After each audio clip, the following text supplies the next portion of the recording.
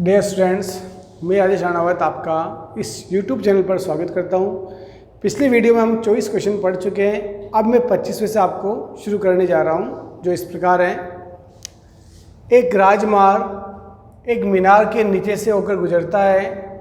एक आदमी मीनार के शिखर से एक कार को अवनमन कोण 30 डिग्री पर देखता है। वह कार एक समान गति से मीनार के नज़दीक आ रही है। 6 सेकंड के पश्चात कार का अवनमन कोण 60 डिग्री रहता है। कार कितने समय में मीनार के नीचे से गुजर जाएगी, ये पता करना है। तो पहले हम डायग्राम बनाते हैं। ये है राजमार्ग, एक मीनार के नीचे से होकर गुजरता है। ये मीनार AB एक मीनार है और ये राजमार्ग इसके नीचे से होकर गुजर रहा है। एक आदमी मीनार के शिखर से, यानी कि आदमी जो है वो मीनार के शिखर से यहाँ से एक कार कहाँ होगी नीचे, या मान लीजिए कार इस जगह है। इस कार को अवनमन कोण 30 डिग्री पर देखता है, यानी यहाँ व्यक्ति है, यहाँ कार है और ये इसको देख रहा है। तो ये जो अवनमन कोण बन रहा है ये है 30 डिग्री। वह कार एक समान गति से मीनार के नज़दीक आ रही है, मतलब कार जो है वो मीनार की ओर चल रही है, इधर नज़दीक की ओर आ रही है। मतलब इसकी डायरेक्शन है वो इस प्रकार है। 6 सेकंड के पश्चात, मान लीजिए कार 6 सेकंड में यहाँ से यहाँ तक आ गई है, मतलब यहाँ से यहाँ तक आने में उसको 6 सेकंड लग गए। तो 6 सेकंड के पश्चात कार का अवनमन कोण 60 हो गया। मतलब इस समय जो अवनमन कोण है वो 30 से बढ़कर 60 हो गया, ऐसा हो गया। तो कार कितने समय में मीनार के नीचे से गुजर जाएगी, मतलब यहाँ से यहाँ तक आने में उसको कितना टाइम लगेगा, ये पता करना हमें। अब मान लेते कि जो मीनार की ऊंचाई है वो h है। फर्स्ट लाइन तो हमेशा ये लिखनी, प्रश्नानुसार स्थिति का चित्रांकन करने पर। फिर मैं क्या मान रहा हूँ, माना मीनार की जो ऊंचाई है वो h है। माना मीनार की ऊंचाई h,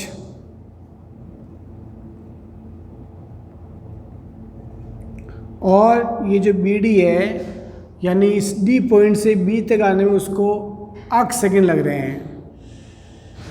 कार 8 सेकंड में मीनार के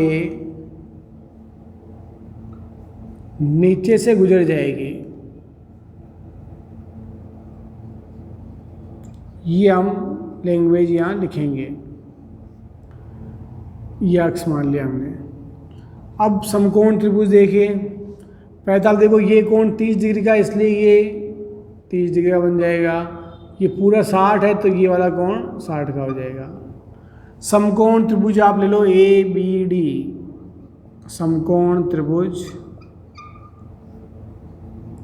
ABD में लंब और आधार किस में आते हैं, tan में।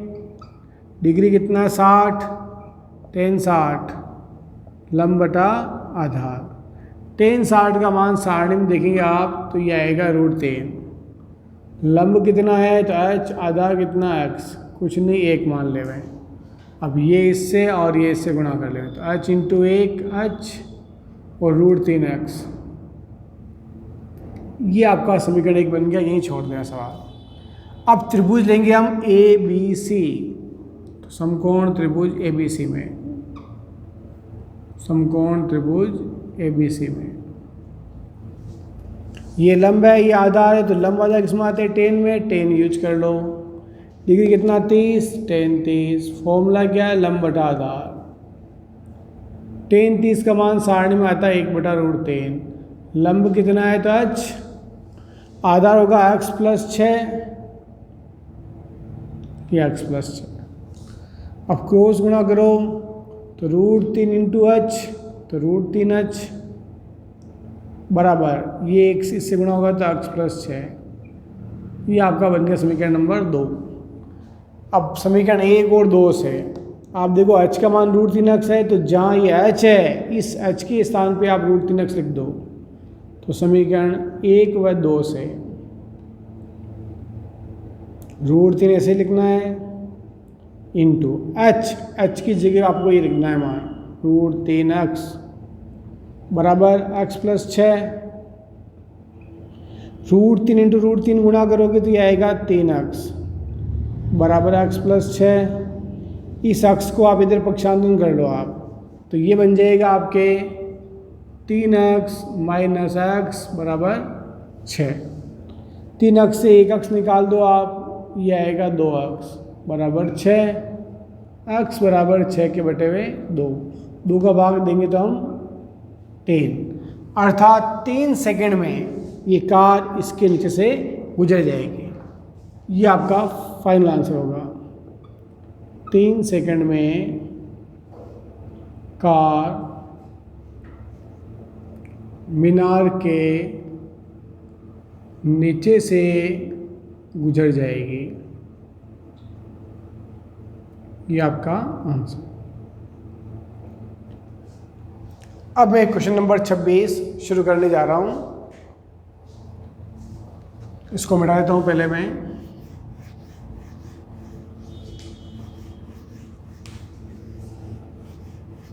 यस, क्वेश्चन नंबर 26 है कि मीनार के आधार से और एक सरल रेखा में 4 मीटर व 9 मीटर की दूरी पर 2 बिंदु है। तो हम क्या करें, एक मीनार बनावें और मीनार का आधार ये ले लें। अब मीनार के आधार से 4 मीटर दूर मान लीजिए कि ये इसका नाम मैं दे रहा हूँ AB, C एक बिंदु है जो इस मीनार से 4 मीटर दूरी पर है, और एक बिंदु मैं ले रहा हूँ D, ये इस मीनार के आधार से 9 मीटर की दूरी पर है। तो ये दूरी आपकी आ रही है 9 मीटर, यानी B से C की दूरी 4 और B से D की दूरी है 9 मीटर। अब प्रश्न आगे बोल रहा है, इन 2 बिंदुओं से मीनार के शिखर के उन्नयन कोण पूरक कोण है। मतलब यहाँ से एक उन्नयन कोण बन रहा है ये, और एक ये बन रहा है उन्नयन कोण, ये आपस में एक पूरक कोण है। तो इसके लिए हम क्या करेंगे, मान लेते हैं कि ये कोण थीटा है, तो ये जो कोण होगा ये होगा 90 - थीटा, क्योंकि पूरक कोणों का मान 90 होता है। इसलिए अगर हम इसको थीटा मानेंगे तो ये 90 - थीटा होगा। तो फर्स्ट लाइन अब क्या पूछ रहा है, सिद्ध करो कि मीनार की जो ऊंचाई है वो 6 मीटर है। इसमें हमें सिद्ध करना है, तो पहले मैं यहाँ लिख देता हूँ भाई क्या सिद्ध करना है। सिद्ध करना है कि जो मीनार की ऊंचाई है, मीनार की ऊंचाई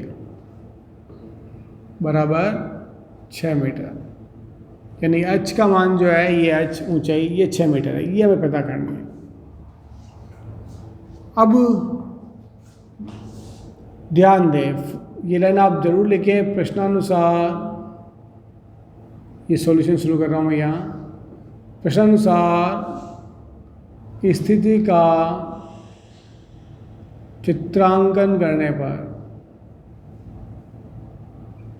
ये लाइन आप लिखेंगे।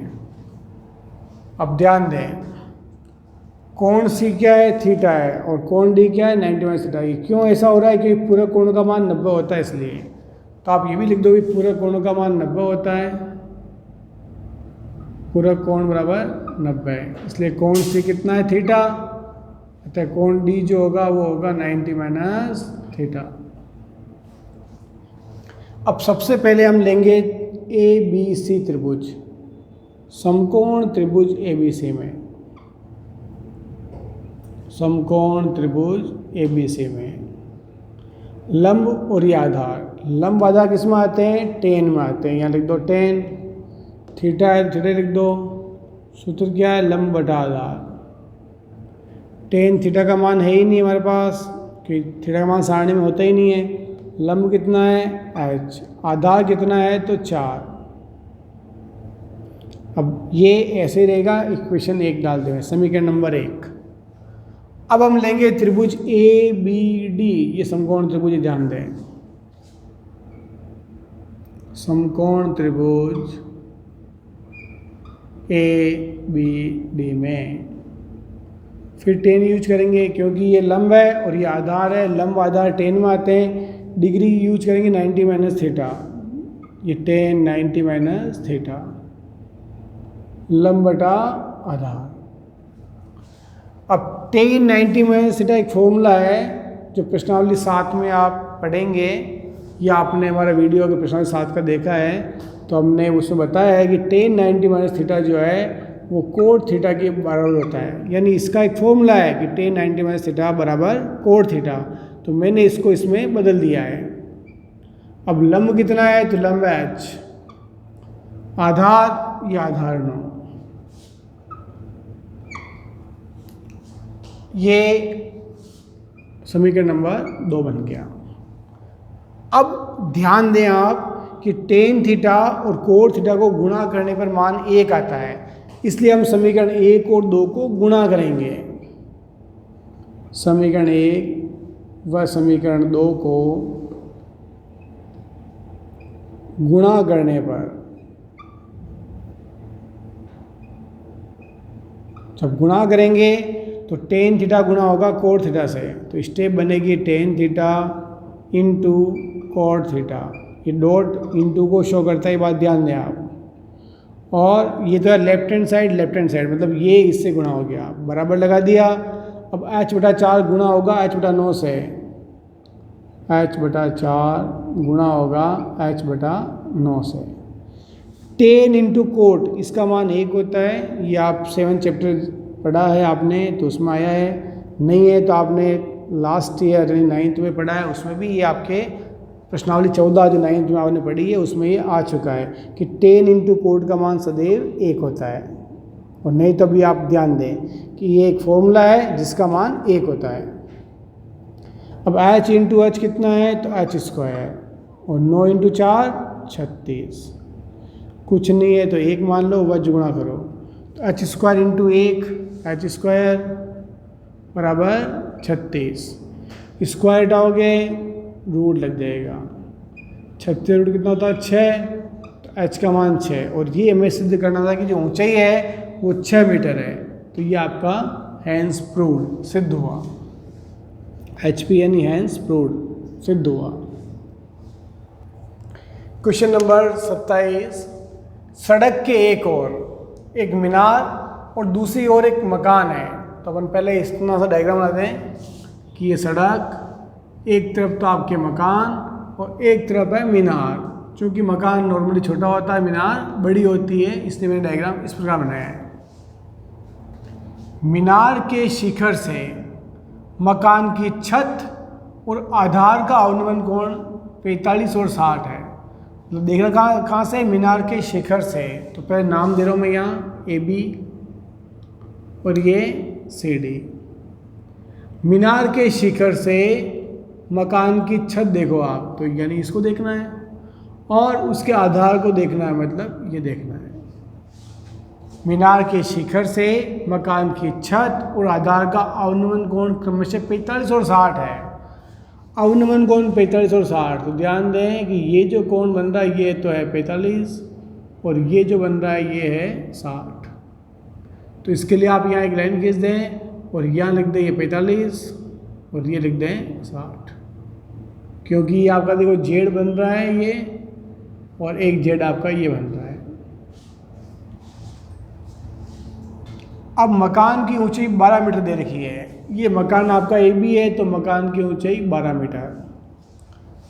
मीनार की ऊंचाई ज्ञात करो, मतलब हमें CD ज्ञात करनी पूरी है। तो फर्स्ट लाइन तो आपकी हमेशा ये हो, प्रश्नानुसार स्थिति का चित्रांकन करने पर AB एक मकान है जिसकी ऊंचाई 12 मीटर है, CD एक मीनार है जिसकी ऊंचाई हमें ज्ञात करनी है। अब सबसे पहले आप क्या करें, आप ये देखें कि यहाँ ABCD तो आपने दे देखा, यहाँ नाम दे दो E। अब आप देखो ये AB जो है वो ED के इक्वल होगी, तो ED निकाल लो पहले आप। ED जो है वो AB के बराबर है, अर्थात 12 मीटर। ये लिख दिया मैंने 12। अब मुझे ज्ञात क्या करना है, इतना तो पता पड़ी गई है, अब मुझे केवल ये और ज्ञात करें, तो इसको मान लेता हूँ x। माना C जो है वो x है और इस BD को हम y मान लेते हैं, तथा BD बराबर y। अब हमें क्या करना है, अब पता होना चाहिए कि ये अगर y है तो ए ई भी y होगी, तो लिख दो यहाँ ए ई बराबर बी डी बराबर y। अब समकोण त्रिभुज लीजिए आप, एक समकोण त्रिभुज तो आपका ए ई सी है और एक समकोण त्रिभुज आपको लेना है सी डी बी। ये तो पहले मैं समकोण त्रिभुज सी डी बी ले रहा हूँ, समकोण त्रिभुज सी डी बी में ये पूरा लंब है, ये आधार है, लंब आधार टेन में आते हैं इसलिए टेन लिख रहे हैं हम। कोण 60 डिग्री है तो 60 ले रहा हूँ मैं। टेन 60 का फॉर्मूला होता है लंब बटा आधार। टेन 60 का सारणी मान देखोगे √3, लंब कितना है तो x प्लस 12, मतलब ये और ये जुड़कर पूरा लंब बनेगा x प्लस 12। आधार कितना है तो आधार y, कुछ नहीं एक लिख दो, ये इससे और ये इससे y गुणा कर लो, एक से इसको गुणा करने पर आएगा x प्लस 12 और इसको इससे गुणा करो तो आएगा √3y। ये समीकरण नंबर 1 डाल के छोड़ दो इसको। ये अब क्या करना है, अब हमें समकोण त्रिभुज लेना है ए ई सी। तो समकोण त्रिभुज ए ई सी में, समकोण त्रिभुज ए ई सी में इसमें ही लंब है आधार है, लंब आधार किसमें आते हैं 10 में, 10 डिग्री कितना 45, 10 45 बराबर लंब बटा आधार। इसका मान सारणी में 1 होता है, लंब आपके x है, आधार y है, यहाँ कुछ नहीं एक मान लो, y गुणा करोगे तो x इंटू 1x बराबर y, अर्थात x और y दोनों का मान बराबर है। अब मुझे निकालना क्या है, मुझे निकालना है ये नाप, x का मान निकालना है। इसलिए आप क्या करें कि जहाँ y है वहाँ x मान भर देवें इसके अंदर, इसमें नंबर डाल दो समीकरण नंबर 2। तो समीकरण 1 व 2 से क्या करना, देखो x प्लस 12 ऐसे उतारना है, ये उतार दिया मैंने, बराबर भी लिख दिया है मैंने यहाँ, √3y है तो ये जो y है ये y के बराबर x है, y के बराबर x है तो इस y की जगह आप x मान भर दो, ये लिख दिया मैंने x, मतलब x प्लस 12 यूँ ही है, बराबर भी यूँ ही है, √3 भी यूँ ही, y की जगह मैंने x लिख दिया। क्यों लिख दिया, क्योंकि y बराबर x है इसलिए। अब ये भी x है ये भी x है तो इस x को इधर भेज दो, पक्षांतर से हम बोलते हैं। तो इधर रह गया 12, इधर रह गया √3x, प्लस का x ले जाएगा तो माइनस का x।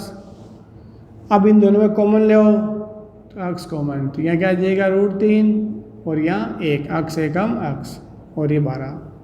अब ये संख्या इसके अपोन में आ जाएगी तो 12 के बटे आ जाएगा √3 माइनस 1 बराबर क्या है ये x। अब इस √3 माइनस 1 को हटाने के लिए √3 प्लस 1 से ऊपर नीचे गुणा करेंगे हम, परिमेयीकरण से हम बोलते हैं इस प्रकार। ये बराबर x है, मैं इधर लिख रहा हूँ ये।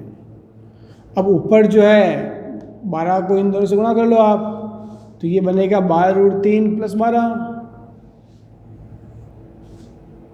x बराबर 12√3 प्लस 12। और नीचे देखो आप चाहें तो इसको ऐसे भी कर सकते हैं, बोलिए आप गुणा मत करो और गुणे के रूप में लिख दो, 12 ऐसे बाहर गिन दो और ब्रैकेट में लिख दो √3 प्लस 1, गुणा करना कोई ज़रूरी नहीं है। अब नीचे देखो आप a minus B A plus B, A square minus B square, ये A square minus B square, a minus B A plus B formula बन रहा है A square minus B square, A square मतलब √3 का स्क्वायर माइनस बी स्क्वायर मतलब 1 का square. अब step बन रही देखो, ऊपर तो है जैसे रहने दो, √3 का स्क्वायर 3 और 1 का स्क्वायर 1, 3 में से एक जाएगा 2, तो मैं यहाँ डायरेक्ट 2 लिख रहा हूँ यहाँ। अब इस 2 से 12 को आप काट लीजिए 6 बार, तो 6 ब्रैकेट में √3 प्लस 1। हम चाहें तो ये आंसर यहीं छोड़ सकते हैं x का मान। अब मैं पॉइंट में मान निकाल रहा हूँ इसका, √3 का मान याद होना चाहिए मैं 1.732 होता है, प्लस 1, इसको जोड़ो तो 1 और 1 2, 2.732 को गुणा करना है 6 से, करिए गुणा, 6 दूनी 12 के 2 हासिल का 1, 6 3 18 और 1 19, 1 6 7 42 और 1 43 के 3 हासिल के 4, 6 दूनी 12 और 4 16, 16.392 मीटर ये अक्स का मान है। अब प्रश्न में क्या पूछा था हमें, मीनार की ऊंचाई ज्ञात करें। मीनार की ऊंचाई मतलब सीढ़ी, तो ये लिख रहा हूँ, देखो मीनार की ऊंचाई, मीनार की ऊंचाई ये और ये दोनों जोड़ेंगे जब जाके मीनार की ऊंचाई आएगी, यानी कि x + 12। x का मान कितना है, ये 16.392, इसमें क्या जोड़ना है 12, तो जोड़ लो आप 16.392 + 12, तो ये आप क्या हो गया 28.392 मीटर एप्रॉक्स, ये आपका आंसर होगा।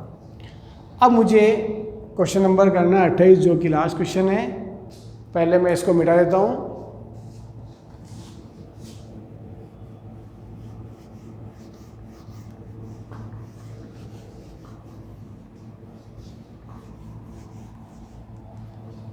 ध्यान दें, क्वेश्चन नंबर 28 बोलता है कि यदि सूर्य का उन्नयन कोण 30 से 60 डिग्री में परिवर्तित हो जाता है तो इन दोनों उन्नयन कोणों पर 15 मीटर ऊंचे खंभे की छाया की लंबाई में अंतर ज्ञात करो। तो सबसे पहले मैं एक मीनार बना देता हूँ।